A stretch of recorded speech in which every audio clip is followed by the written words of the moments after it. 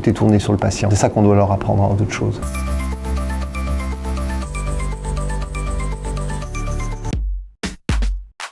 Toute une dynamique globale qui est présente sur place et qui a pour but la prise en charge au mieux ou meilleur de la science des patients atteints de cancer. Sur le Centre Léon-Mérard, il y a une très grosse structure de recherche fondamentale dans différents domaines d'ailleurs, en biologie, en physique, en mathématiques, etc. La première étape, ça a été bien entendu l'obtention de mon diplôme de médecin à l'université Claude Bernard Lyon 1, toujours avec une grande émotion que ce passage se déroule. La deuxième, le passage de ma thèse de science. J'ai eu le privilège de pouvoir être nommé professeur d'oncologie médicale à l'université Claude Bernard Lyon 1. Troisième étape, ma nomination en tant que directeur général du Centre contre le cancer de Lyon. La tâche d'un médecin enseignant-chercheur est une tâche très logique et très coordonnée. On soigne, on apprend comment soigner et on essaye de progresser dans notre manière de soigner avec les programmes de recherche tout en enseignant cette recherche.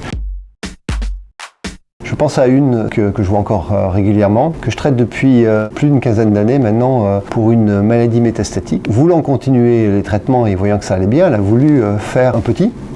Ce qui évidemment est tout à fait légitime pour une jeune femme, mais pose des problèmes dans la réalisation pratique des traitements qu'on peut être amené à faire. Par une énergie vitale totalement incroyable, elle y est parvenue. Sa petite doit avoir 5 ou 6 ans maintenant. C'est une extraordinaire expérience de vie qui me laisse toujours pantois.